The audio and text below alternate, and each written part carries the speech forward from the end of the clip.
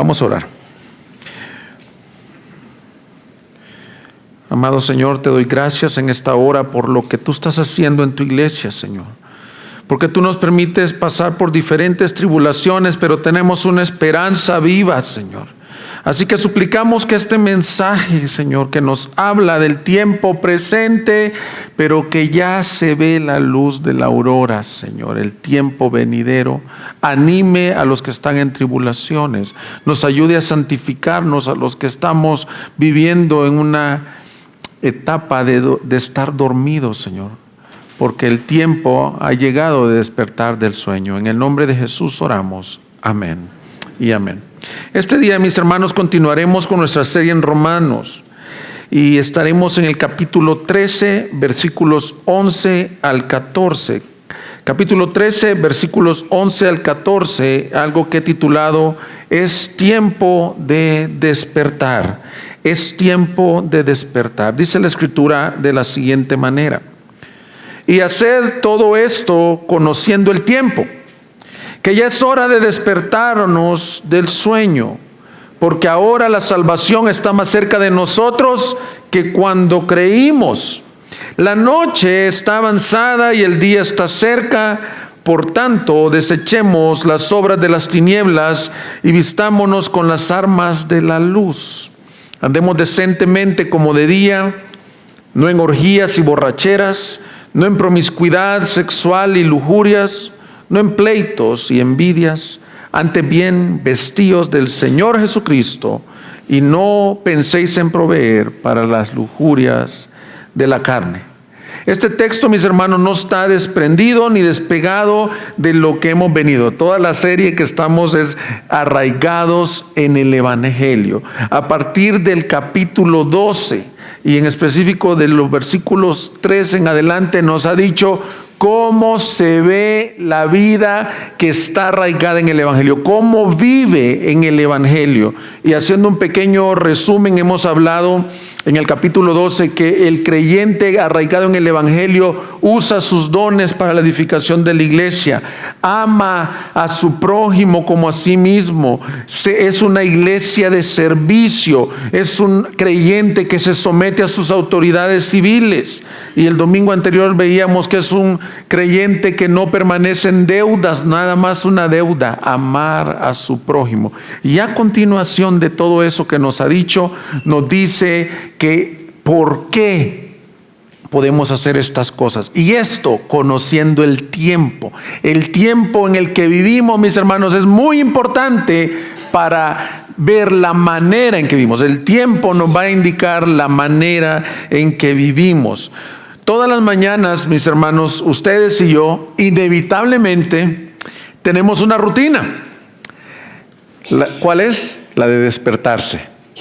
Para algunos es muy dolorosa, para otros no tanto, para otros es un placer. Por ejemplo, nosotros como familia, mis hermanos, tenemos la dinámica que nuestros niños están en la escuela y por las distancias de la ciudad y por la hora de entrada, la mayoría de veces se levantan cuando todavía está oscuro. Entonces usualmente va su mamá o voy yo a sus camas y les comenzamos a decir: hijos, es hora de despertarnos. Y la segunda frase que les decimos: es hora de quitarse la pijama y ponerse el uniforme. Ya no es hora de permanecer en pijamas, es tiempo de levantarnos del sueño, porque es hora de ir a la escuela. Y esto es lo que este texto está diciendo, mis hermanos. Hay un tiempo que ya pasó la noche y es tiempo de despojarnos, dice ahí, de algunas ropas que son de la noche, porque la luz de la aurora ya está amaneciendo, porque ya viene el día. El punto es que nadie se debe de quedar en la casa dormido cuando hay una responsabilidad y cuando el sol ha salido. Es lo que Pablo está diciendo aquí. Llama a la iglesia y nos dice esto: puesto el tiempo que estamos viviendo, ha llegado el tiempo de quitarnos las pijamas de pecado, mis hermanos, de levantarnos del sueño y que crezcamos en santificación, vistiéndonos de Cristo, porque estamos en un tiempo en el cual la salvación está más cerca de cuando creímos. Es decir, ya está por amanecer. Podemos resumir el mensaje que veremos hoy de la siguiente manera: entender los tiempos nos llevará a vivir una vida de santificación en la espera de nuestro Señor. Así que veremos el mensaje en dos puntos muy sencillos. El primero es conociendo el tiempo y el segundo es cómo vivir en este tiempo. Veamos lo primero. Versículo 11 dice: y haced todo esto conociendo el tiempo. ¿Qué se refiere y haced todo esto? De hecho, en el griego original solo dice y todo esto. No está esa palabra hacer, pero no hay una violentación al original al ponerle haced todo esto. ¿El qué? ¿Haced todo qué? Bueno, todo lo que nos ha venido diciendo desde el capítulo 12, la vida práctica del cristiano: amarse unos a otros, amar al prójimo como a sí mismo, ser una iglesia de servicio, usar tus dones, no deber nada a nadie. El contexto inmediato nos dice hacer todo esto se refiere a no deber nada a nadie, sino el amor. Pero yo creo que, como acuérdense que los versículos y capítulos se pusieron después, esto era una sola carta. Él les dice: y haced todo esto. Desde el versículo 12, ustedes lo pueden volver a estudiar en su casa si se están integrando a la serie y recordar todo lo que hemos visto. Haced todo esto por una razón: conociendo el tiempo. En otras traducciones se podría decir: hermanos, por consiguiente, amen a su prójimo como ustedes mismos, pero no lo hagan solo porque la ley lo demanda, sino también y especialmente porque sabéis cuán crítico es el tiempo que están viviendo. Aunque la palabra alude, como les digo, a amar al prójimo, creo que se refiere a todo esto. Entonces es bien importante entender el tiempo. ¿Qué tiempo nos indica este texto? ¿A qué se refiere con que entiendas el tiempo? El pasaje nos da algunas frases que nos ayudan a ver qué quería decir el apóstol Pablo. Lo primero que dice del tiempo es que es un tiempo de ya no estar dormidos. Esa es la primera frase que nos dice en el versículo 11, cuando dice conociendo el tiempo, que dice que ya es hora de despertarnos del sueño. Y vamos a ir desglosando, porque estamos conociendo este tiempo, qué significa que es un tiempo para no estar dormidos. Ha llegado la hora para que la iglesia se despierte del sueño. Esta exhortación era para Roma, pero para todos nosotros los creyentes. ¿Qué quiere decir, mis hermanos? El tiempo en esta vida se tipifica o se simboliza por un tiempo de noche. La noche. Toda tu vida y toda la vida de las personas hasta que Cristo venga está de noche. Pero les dice, ya no es para que estemos dormiditos, porque ya casi, ya hagan de cuenta que ya son como las 5:30, 6 de la mañana. Ya está pronto a amanecer.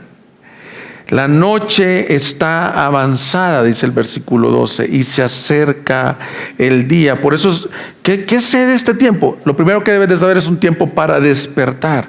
Efesios 5:14 dice así: por esta razón dice, despierta tú que duermes, y levántate de entre los muertos y te alumbrará Cristo. Por tanto, tened cuidado como andéis, no como insensatos, sino como sabios, aprovechando bien el tiempo, porque los días son malos. Así pues, no seáis necios, sino entended cuál es la voluntad del Señor. En Efesios aclara algunas otras cosas.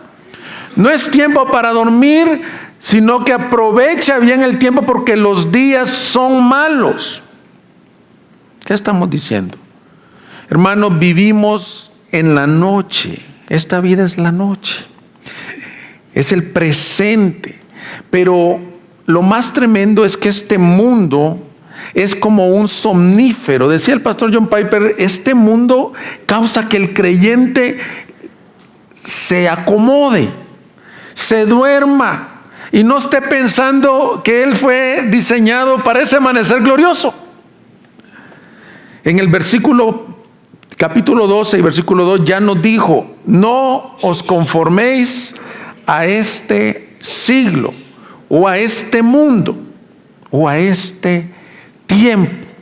Cuando un cristiano se comienza a conformar a este mundo, tú comienzas a sentir: aquí es, de aquí soy, decimos. Esta es mi realidad, lo temporal. Cuando te comienzas a distraer, cuando comienzas a vivir para tu trabajo, con todas tus fuerzas, con tu familia, para lo material, para tus sueños. Cuando comienzas a poner tu mirada no más allá del sol, sino muy acá del sol. Cuando tú dices esto comienza a entrarte este somnífero de este mundo, de este tiempo. Te acomodas. La iglesia se duerme, se queda dormida. Hay muchas distracciones para el creyente, mis amigos. Ahora, no difieras del mensaje y digas: sí, qué tremendo, cómo la iglesia se distrae. A ti, hazte esta pregunta: ¿qué te distrae? ¿Qué te está durmiendo de la realidad que viene? Yo, al preparar este mensaje, le decía: Señor, como iglesia, ¿cómo titulamos el mensaje? Es hora de despertar.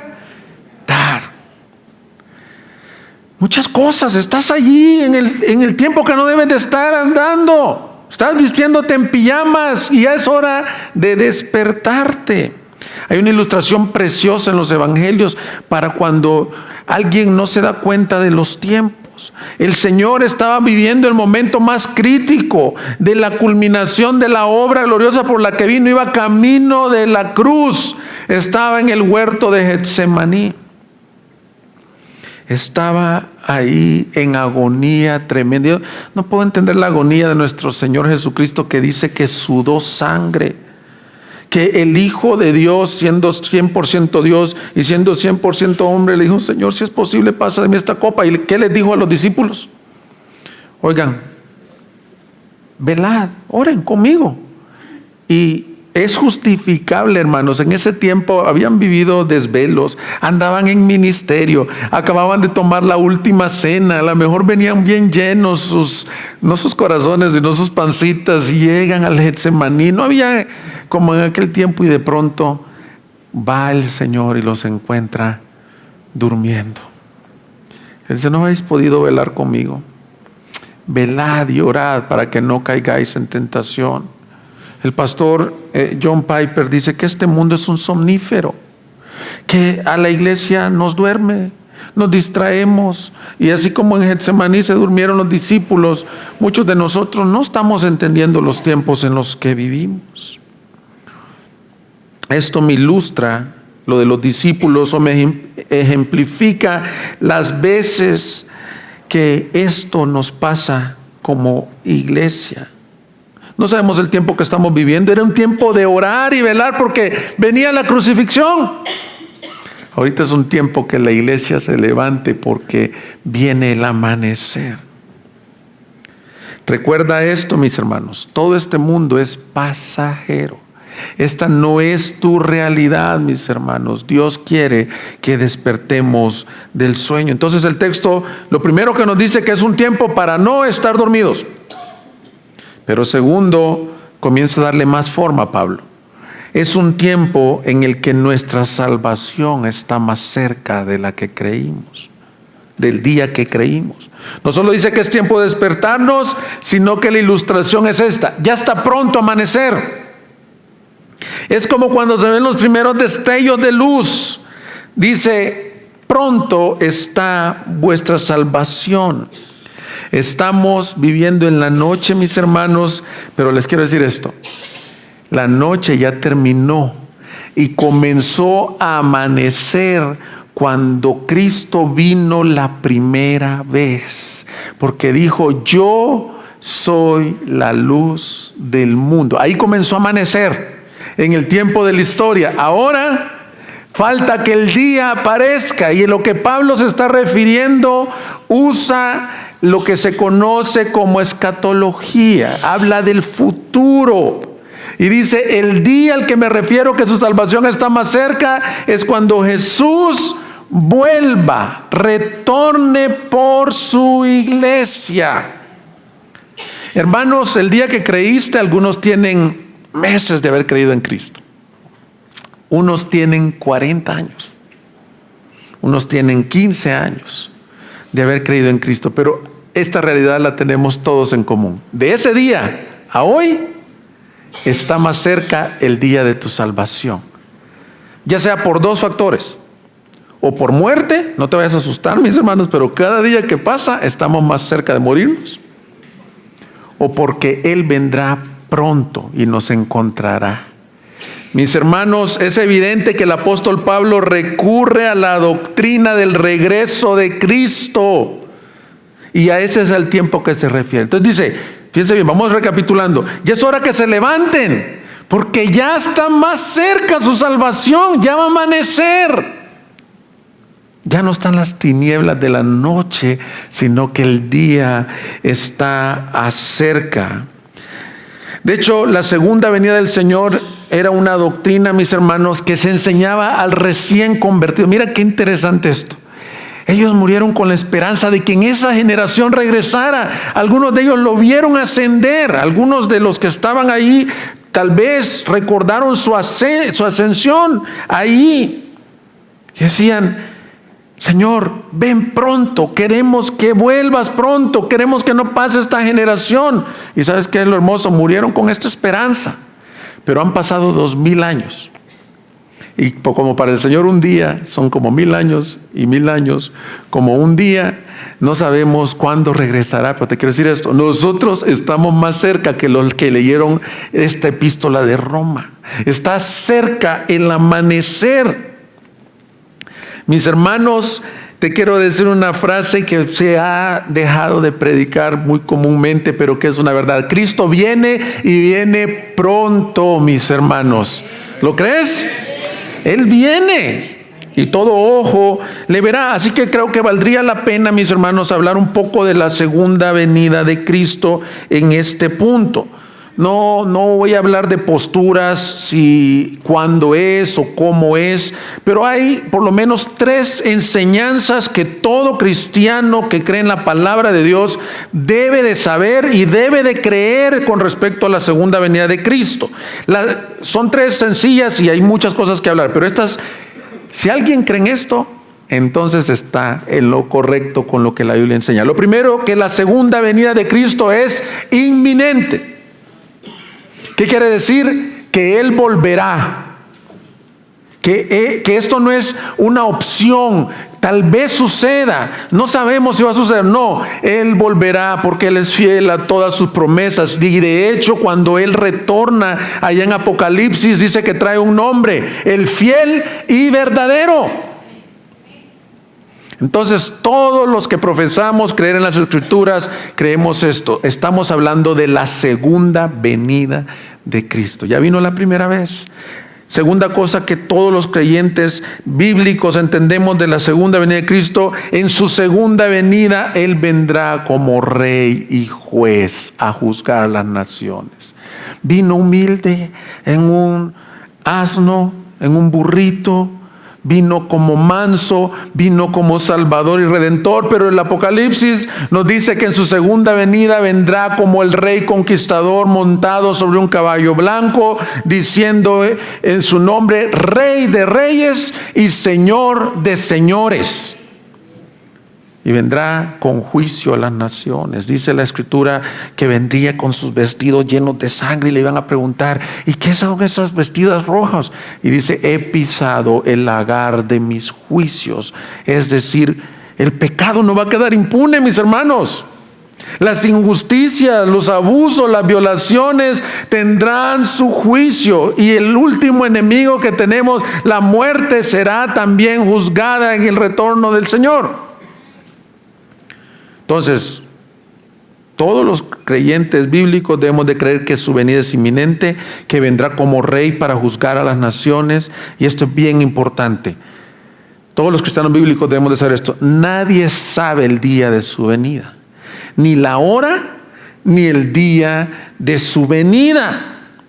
Por lo cual somos llamados a no estar dormidos, sino estar esperando la venida del Señor. Jesús enseñó que por cuanto no sabemos cuándo es su venida, pero que es inminente y que Él regresará, ¿sabes qué debemos de estar? Preparados tú y yo. Y eso es lo que está diciendo Pablo en este texto. Acompáñame a Marcos 13, por favor, capítulo 13, versículo 33. Estas son palabras de Jesús muy similares a las de Pablo. Probablemente Pablo está haciendo alusión a este texto. Dice: estad alerta, velad, porque no sabéis cuándo es el tiempo señalado. Es como un hombre que se fue de viaje y al salir de su casa dejó a sus siervos encargados, asignándoles a cada uno su tarea, y ordenó al portero que estuviera alerta. Por tanto, velad, porque no sabéis cuándo viene el Señor de la casa, sea al atardecer, o a la medianoche, o al canto del gallo, o al amanecer. No sea que venga de repente y os halle, como dijo, dormidos. Y lo que a vosotros digo, a todos los digo, velad. Miren, mis hermanos, una de las cosas más hermosas es no saber cuándo va a regresar el Señor. Pero una de las cosas también más hermosas es preguntarte, ¿cómo te va a encontrar tu Señor? ¿Dormido? ¿No velando? ¿No esperándolo? Lucas 21:34 se parece mucho más a Romanos 13, donde estamos. Dice en Lucas, también es la palabra de Jesús, ya no dice solo estar dormidos o velados, sino dice: estad alerta. No sea que vuestro corazón se cargue con disipación y embriaguez y con las preocupaciones de la vida, y aquel día venga súbitamente sobre vosotros como un lazo. Y en lugar de ser algo de expectación, de esperarlo, dice que pueden haber 3 peligros o 3 formas de estar dormido. Disipado. ¿Qué disipado, mis hermanos? Vivimos en tiempos donde perdemos el tiempo, nos disipamos con tantas distracciones. A mí este mensaje me ha hecho decir: Señor, ayúdame a ser sabio con el tiempo. En alguna vez le preguntaron vuelvo a citar al pastor John Piper, a veces leo y escucho sus mensajes, por eso lo cito, pero le preguntaron: oye, ¿y si es malo tener Facebook o tener Twitter y todo eso? Y dice: no, pues cada quien lo que va a dar cuentas es de su uso de estas cosas. Pero lo que sí sé es que en el día del tribunal de Cristo puede servir como una evidencia para demostrar esto. Tenías tiempo para perderlo. Porque muchos de ustedes que están familiarizados con el Facebook ya saben que cuando ya vieron toda la página del Facebook, ya solo estás news feeds, que no sé qué significa, como actualizaciones, y luego mensajes, actualizaciones, mensajes. Ya no saben ni qué hacer. Ahora, cada uno de nosotros podemos ser distraídos y estar disipados en muchas cosas. De hecho, más adelante vamos a ver para qué sirve esta doctrina de la segunda venida de Cristo, que es la segunda parte del mensaje. ¿Cómo viviremos pues entonces? Pero me llama la atención que se parece al texto de Romanos. Dice que no lo vaya a encontrar ni disipados, ni embriagados, borrachos, con vicios, perdidos, o con las preocupaciones de la vida. Fíjate que siempre que la Biblia habla de los afanes y preocupaciones de la vida, tienen esta tendencia: ahogan la palabra de Dios, distraen. Tú puedes salir bien emocionado y el Señor te puede ministrar un día domingo, pero si tu foco, si tu vida está en las distracciones de allá afuera, en cómo generar más dinero, en cómo ser más popular, y estás distraído de los propósitos de Dios. Estos 2 textos que hemos leído, mis hermanos, nos enseñan una cosa bien sencilla. A la luz de la segunda venida de Cristo no debemos de estar disipados ni dormidos, sino alerta. Pablo nos dice que es un tiempo de despertarnos del sueño. Entonces, algunas cosas, mis hermanos, que provee, algunas cosas que provee el entender la doctrina de la segunda venida de Cristo. Mira, esto es bien importante, principalmente por lo que estamos viviendo como iglesia. Al principio pregunté: ¿cuántos de ustedes están en pruebas y tribulaciones? Cuando tú vives a la luz de que el día ya va a amanecer, que la segunda venida de Cristo es inminente, te da esperanza. Eso es hermoso de esta doctrina, mis hermanos. ¿Por qué lo decimos? Si regresas a Romanos conmigo, fíjate bien cuando él dice esto, la expresión, porque ahora la salvación está más cerca de nosotros que cuando creímos. Versículo 12, la noche está muy avanzada y el día está cerca. 2 veces nos menciona esto. Está cerca. Cerca. ¿Qué está diciendo? Es que el lector de Roma y nosotros, la iglesia, debemos de tener esto en mente, que aunque estés sufriendo, que aunque estés viviendo las consecuencias de tu propia carne y de tu propio pecado, que dices, ¿hasta cuándo, Señor, voy a dejar de pecar así? ¿Hasta cuándo se va a terminar esta tribulación? Mis hermanos, les puedo hablar como familia. Cuando tú estás en una prueba, en una tribulación, muchas veces tenemos esta pregunta válida que tenían los profetas: ¿hasta cuándo? ¿Hasta cuándo, Señor? Si tú lloras en las noches, madre de familia, por un hijo que no camina con el Señor, que está metido en problemas, en drogas, y dices, ¿hasta cuándo, Señor? Si tu matrimonio está quebrado y tú conoces al Señor, dices, ¿hasta cuándo, Señor? Bueno, si tú estás sufriendo salud, si está, más bien dicho, enfermedad y no salud, la doctrina de la segunda venida de Cristo provee esperanza, porque te tengo una buena noticia: estás cerca. Está cerca. Mira, esta ilustración me encanta. Es como si estuvieras en una montaña, allá de aquellos que se pierden en las montañas nevadas del Himalaya o de los Andes, que se pierden y ya están por morirse, están perdiendo la esperanza. Imagínate que este texto es como que alguien les dijera: no se vayan a morir, no vayan a hacer una locura, no se vayan a comer unos a otros, como ha pasado. ¿Por qué? Porque ya vienen los helicópteros, porque ya viene el rescatista, porque la salvación ya está cerca. Mis hermanos, no pierdas esperanza, no pierdas fe en tu tribulación, porque el día de tu salvación está más cerca que el día que creíste. Y hermanos, cuando camines con el Señor más años, te vas a dar cuenta y vas a apreciar esto cada vez más. Tú estás recién convertido, tienes 19 años o tienes 18 años y dices: no, pastor, es que a mí no me gusta que hablen de la segunda venida, porque yo todavía quiero quemar etapas de mi vida, quiero casarme, quiero ser padre de familia, quiero triunfar en mi carrera. Bueno, cuando una persona ya caminó años y ya sufrió y ya dice: este mundo es pecado, es la noche, ya sabes que está esperando: que amanezca. Que amanezca. De hecho, cada día que pasa está más cerca, ya sea porque Él te llame a su presencia o porque Él aparecerá un día de estos en las nubes. No sabemos el día ni la hora. Puede ser que pase esta generación y no lo veamos, pero puede ser que esta generación tengamos ese enorme privilegio de verle. Primera de Pedro 1:3 dice esto: que el creyente, al pensar en su futuro, tiene una esperanza viva.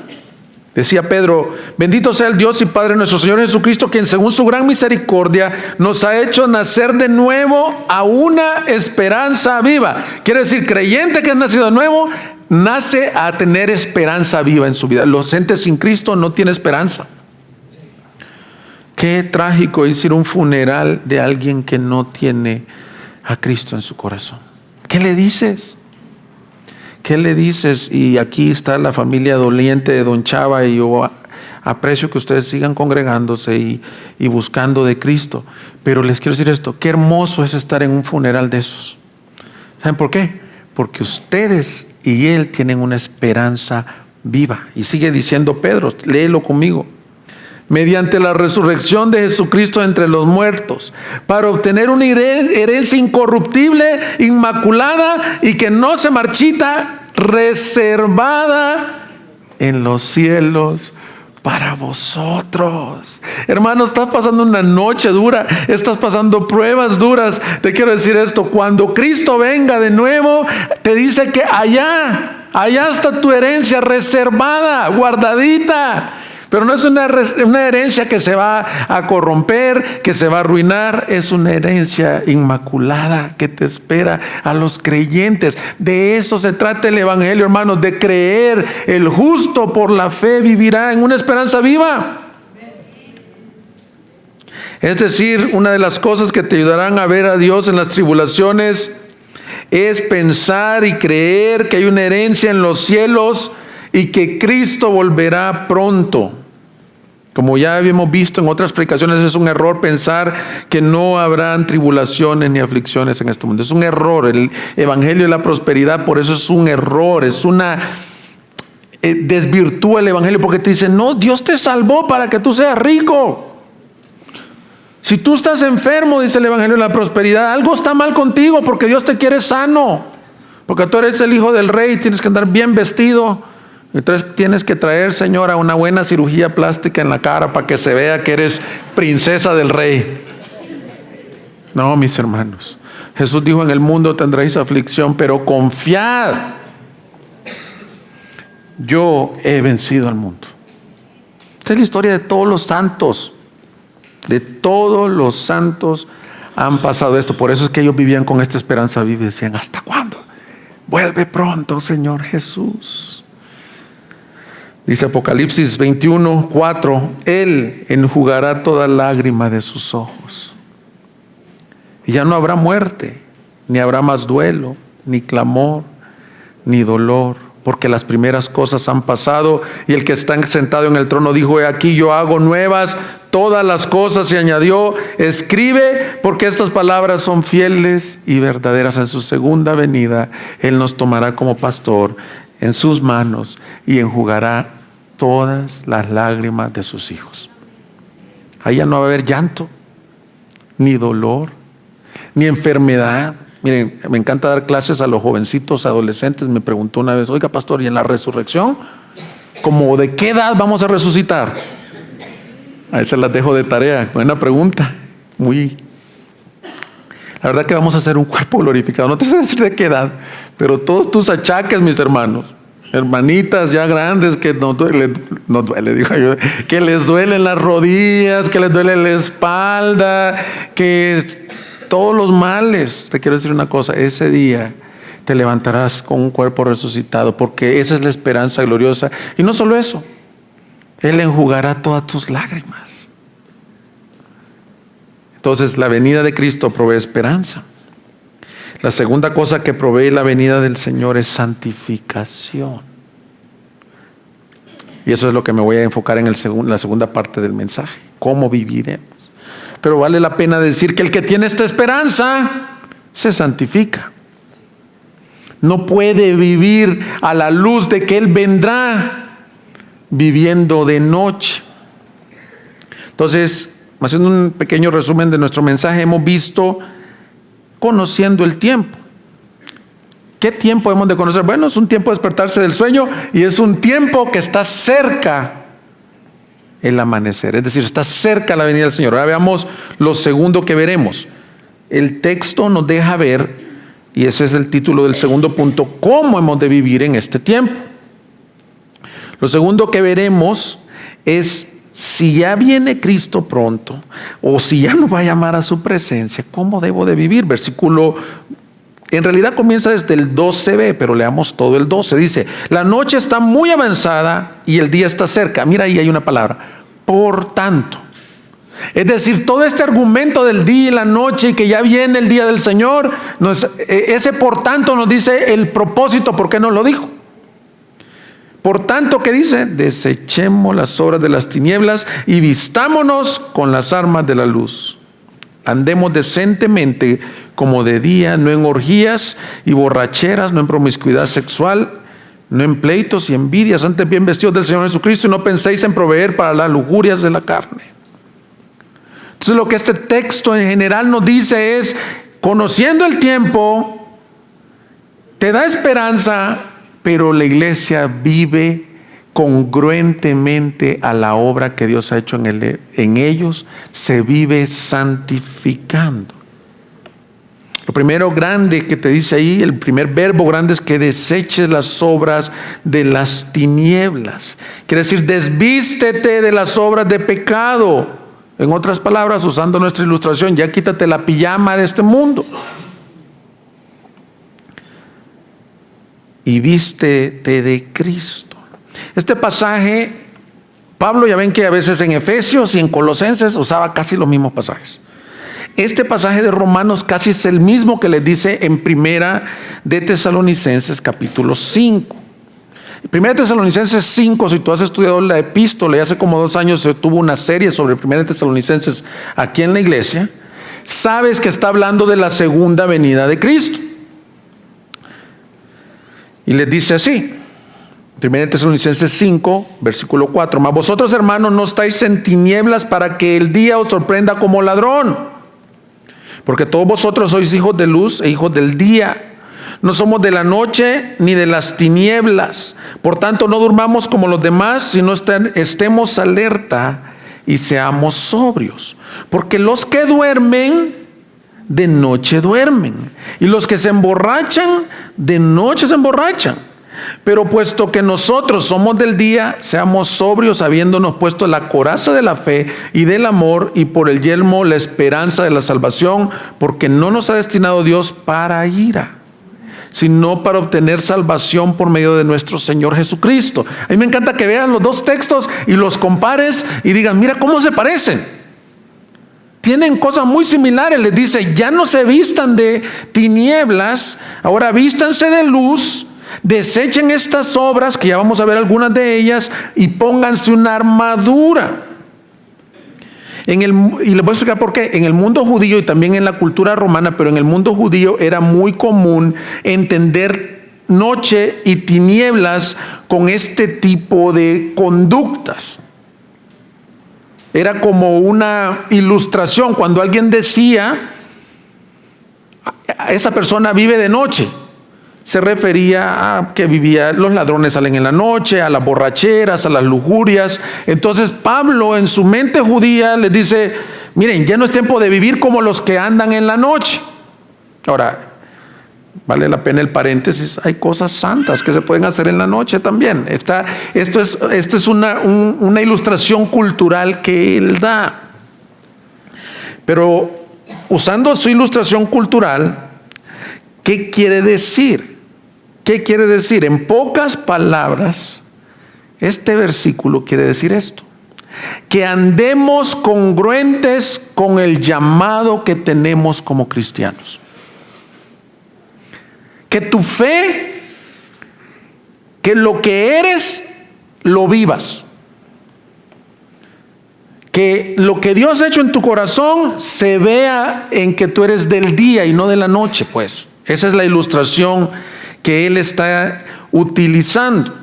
Entonces veamos a qué se refiere con desechar obras de las tinieblas. Pablo nos menciona 3 categorías, regresando a Romanos, de pecados. Menciona 6 pecados, pero son 3 categorías que ilustran lo que dice el versículo 13: andemos como de día honestamente y no de noche. 3 categorías. La primera son los primeros 2 pecados, que dice, no en orgías y borracheras. La palabra orgías puede ser mejor traducida como glotonerías, o esas fiestas que se promovían en el mundo griego, en donde había también orgías de tipo sexual, pero eran glotonerías. Entonces, la segunda categoría son no en lujurias y lascivias, o dice la Biblia de las Américas, no en lujurias y promiscuidad sexual. Y la tercera, no en contiendas y envidia. Entonces las podríamos resumir así: andar de noche representa los deseos de la carne que vive la gente sin Cristo en 3 categorías: los deseos desmesurados o no controlados por todas las sustancias adictivas. Que no andes en borracheras ni en glotonerías. Segundo, los deseos desmesurados o no controlados por todas las pasiones sexuales pecaminosas, lascivias y lujurias. Y lo tercero, deseos por la atención y el ídolo a ti mismo, porque dice, no andes en celos ni envidias. ¿A quién le da celos y envidias, mis hermanos? Al que a mí no me reconocieron. Dice que es bien difícil para uno como pastor a veces dar gracias cuando ha habido un evento. Hermanita, te damos gracias porque bien cantaste. El Señor te usó, se glorificó a través de tu vida. Y está la otra hermana que todavía está como de noche y quiere la preeminencia para ella y se resiente a tal punto de decir, a mí nadie me dio gracias. Tengo tremendos celos contra la hermana o contra el otro o contra el pastor. Celos, envidias. Mis hermanos, vivimos en una generación que su estilo de vida es así. Y la iglesia se puede estar acomodando. Mira, con la segunda categoría de pecados, con la lujuria, la lascivia, el sexo, vivimos, dijo alguien, en una generación porneizada, de la palabra porneia, que significa inmoralidad sexual. Somos bombardeados por todos lados. 85% de los jóvenes menores de 18 años han visto pornografía. ¿Quieres ver un evento tan bonito como la final de un deporte, como lo es el fútbol americano?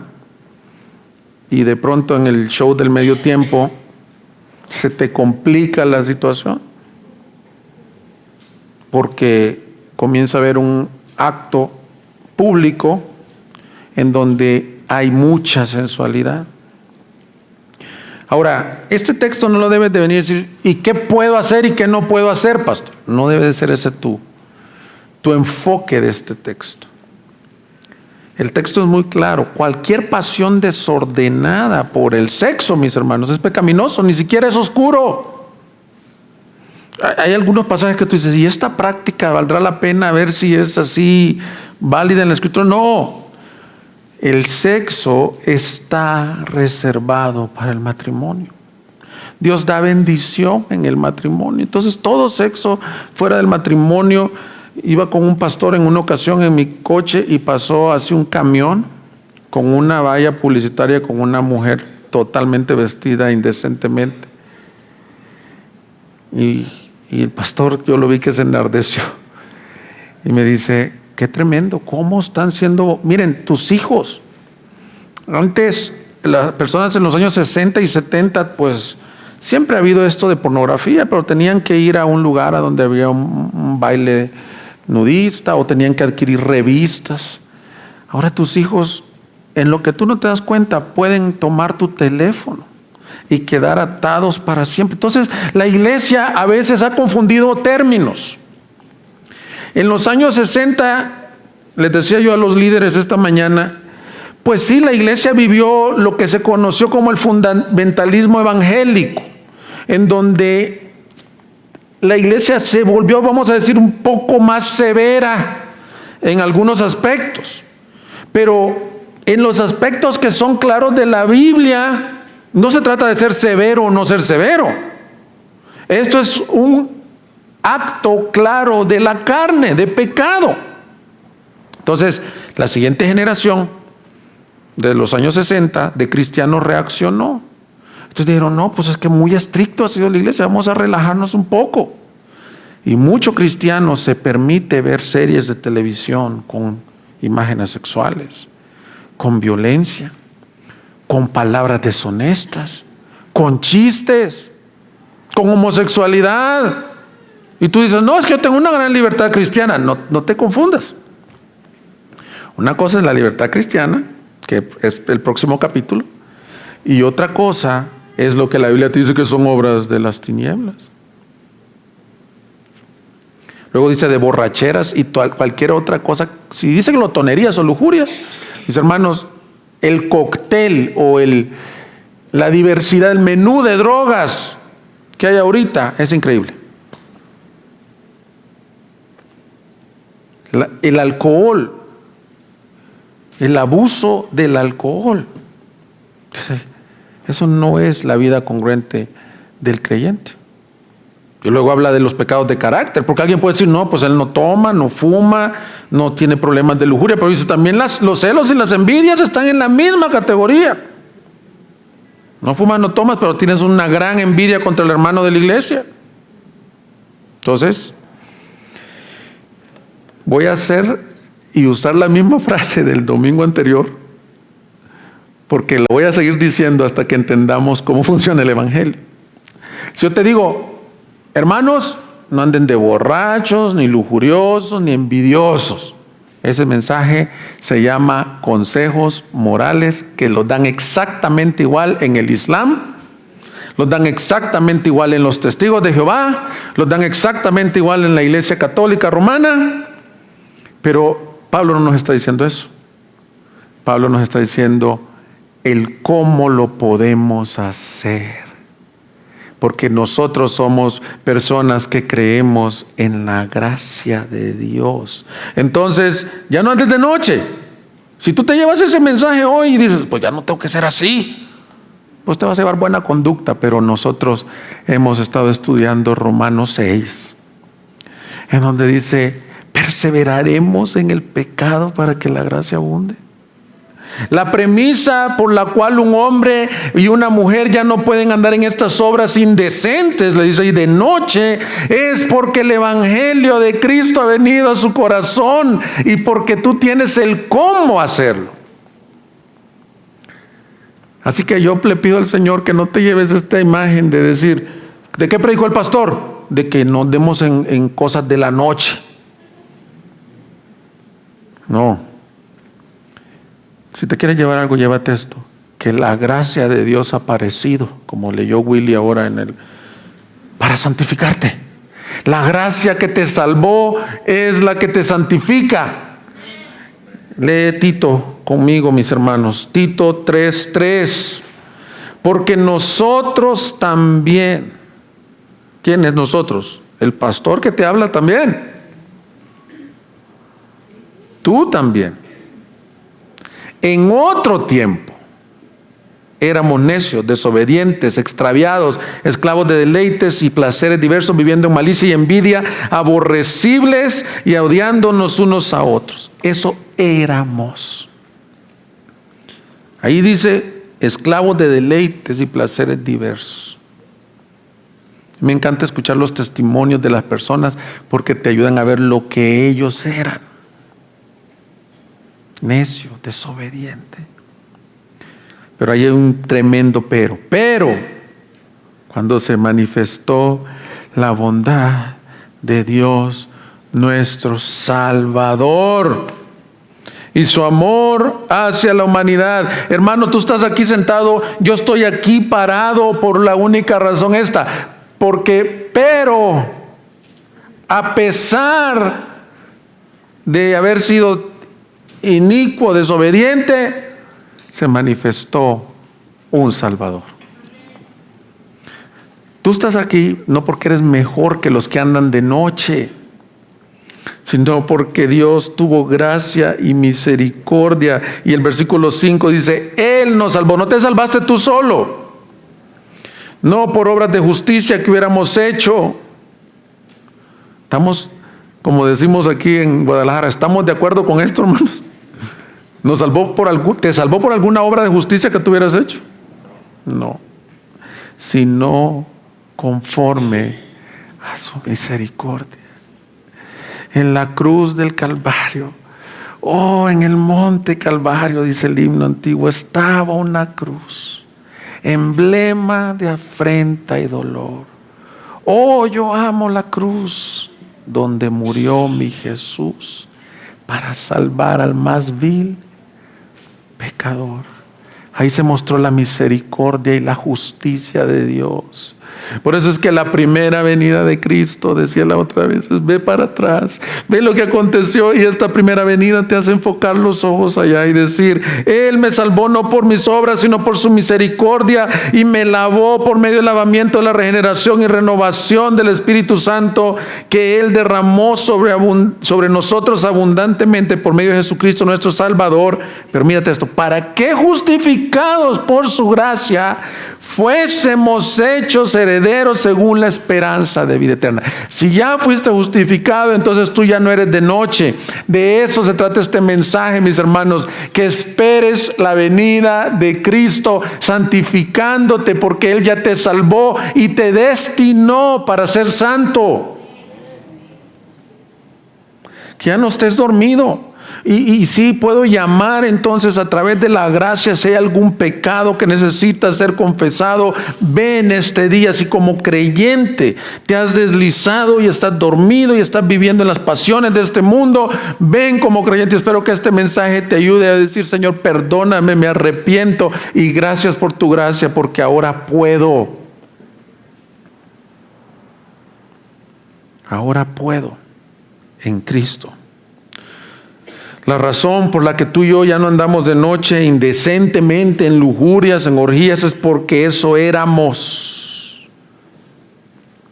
Una de las aplicaciones de este pasaje más importantes para el cristiano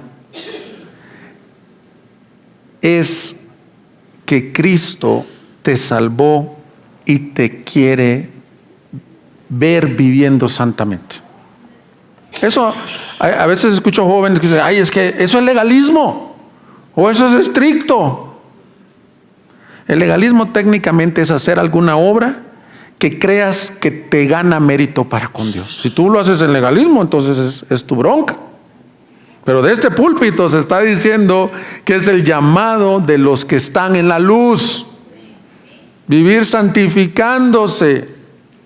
¿Se recuerda nuestro primer mensaje de enero? Queremos menos mundo, queremos más de Cristo. Para ir concluyendo el mensaje, mis hermanos, regresa a Romanos. Entonces dice: desecha estas obras por cuanto ya puedes. Y ahora te dice: vístete de Cristo. Vístete de Cristo. Técnicamente todo cristiano está vestido, revestido de Cristo, está unido a Cristo. No es una cosa que se adquiere o se quita. De ahí se desprende lo que muchos dicen: ¿será que hoy soy salvo y mañana no soy salvo? No, todos somos vestidos de Cristo, pero es una ilustración. Tenemos que aprender a leer la belleza de las Escrituras. Está ilustrando que ya no andes en pijamas de pecado, más bien vístete de armas de luz. Que por cierto, Juan Calvino decía que esa expresión de armas de luz es porque es una batalla continua, la santificación. Y de hecho en Colosenses, no lo mencioné por el tiempo, porque podríamos hacer un mensaje de solo eso. Dice que ahí solo menciona 3 armas, aunque en Efesios menciona toda la armadura de Dios. Pero se fijaron que habla de la esperanza, de la fe. Son las armas con las que batallamos en la santificación. Entonces, ¿qué significa vestirnos de Cristo? Significa vestirnos de Cristo semejanza. Tiene que ver con la santificación. Y yo creo que hay unos errores muy comunes. Mucha gente confunde santificación con justificación. La justificación ocurrió el día que tú creíste en Cristo por fe, por gracia, por misericordia de Él. Creíste, ese día te declararon justo. Pero eso quiere decir que tu estatus es ante Dios de que ya no hay ninguna condenación para el que esté en Cristo Jesús. Pero la vida del cristiano se trata de ir avanzando en santificación, que no significa nada más que esto: parecerme menos al pecado cada día y parecerme más a Cristo. Esa es la batalla del cristiano. Ahora, una pregunta que muchos tienen: ¿será alguien santo totalmente en la tierra? No, nadie, mis hermanos. Por eso es que ese día glorioso será vencido el pecado y la muerte cuando Él venga totalmente. Pero hay un crecimiento evidente en la santificación. Si alguien no crece, es probable 2 cosas: o que no ha nacido de nuevo realmente, o que en realidad no está dándole urgencia a estos textos en donde nos habla: vístete de Cristo. Efesios lo dice, Efesios 4:20, 24. 4:20, leamos. Pero vosotros no habéis aprendido a Cristo de esta manera, si en verdad lo oísteis, habéis sido enseñados en Él, conforme a la verdad que hay en Jesús, que en cuanto a vuestra anterior manera de vivir, os despojéis del viejo hombre que se corrompe según deseos engañosos, y que seáis renovados en el espíritu de vuestra mente, y os vistáis del nuevo hombre, el cual en semejanza de Dios ha sido creado en la justicia y santidad de la verdad. Algunos preguntan, algunos teólogos dicen, ¿este es un acto único, vestirse de Cristo? Y pareciera que en todos los textos que Pablo está diciendo es un acto continuo. Vestidos de Cristo como escogidos, como amados. Quítense de ustedes las ropas de amargura, que estoy citando nada más Colosenses porque podemos ver muchos pasajes. Mis hermanos, si tú ya naciste de nuevo y tienes el Espíritu Santo dentro de ti, la santificación, a diferencia de la justificación, es un acto en donde el creyente participa por la gracia de Dios. Tú como creyente justificado puedes entonces despojarte del viejo hombre que está viciado con esas cosas. Entonces no hay justificación para que tú pases toda la vida con una amargura, con celos, con iras, con contiendas. Y yo me aplico este mensaje, sino que cada mañana decirle: Padre, quiero vestirme de Cristo. En pocas palabras, estos pasajes nos muestran la nueva realidad del creyente. El creyente espera la venida del Señor vestido de Cristo. El que tiene esta esperanza se santifica, mis hermanos. Versículo 14 de Romanos 13, donde estamos, dice: antes bien vestidos del Señor Jesucristo, y no penséis en proveer para las lujurias de la carne. Aquí nos explica cómo es la dinámica. La batalla contra la carne se pierde a veces cuando ya el pensamiento te cautivó y comienzas a hacer estas cosas. Pero te dice: antes bien que eso, vístete de Cristo. Vístete de quién eres, tu nueva realidad. En conclusión, mis hermanos, conociendo el tiempo que vivimos, conocer el tiempo que vivimos, hermanos, nos ayudará a despertarnos del sueño que este mundo produce en la iglesia. Nos proveerá de una esperanza gloriosa que el día de su segunda venida todas tus pruebas y tribulaciones serán como una leve tribulación momentánea. Y nos provee un llamado. ¿Cómo viviremos? Viviremos santamente, como de día y no de noche. Nosotros a veces platicamos entre semana con Luis y me dice, me encanta esto porque platicamos de muchas cosas. Cuando nosotros conocimos al Señor en los años 70 fue cuando se enseñaba mucho esto: cómo vivir a la luz de la segunda venida de Cristo. Y si te fijas, hay una realidad que yo estoy de acuerdo con Luis. Se ha bajado la cantidad de esta predicación, de la enseñanza de la segunda venida. Desde, ya hablamos del Evangelio de Prosperidad, hasta otros que tienen buenos conceptos, pero vivir a la luz de esto te cambia el panorama. Quiero concluir diciéndote esto: Cristo viene pronto. ¿Cómo te va a encontrar? Y quiero terminar con esta ilustración. En el terremoto del 2001 en San Salvador, yo tuve una experiencia gloriosa que dije: Señor, permíteme que así me encuentres el día que tú vengas. Ese día me habían pedido por primera vez como predicar un mensaje con los jóvenes. Estaba dando mis inicios como predicador. Entonces el mensaje era a las 5 de la tarde, eran las 12 del día cuando fue el terremoto, y yo estaba con mi Biblia quebrantado, preparando el mensaje, Señor, ayúdame, no sé qué le puede decir, disfrutando de la presencia. Y se vino un terremoto, mis hermanos, que en mi casa se cayeron todas las cosas, estaba temblando horrible, mi hermana en el otro cuarto gritando, pensé que me moría.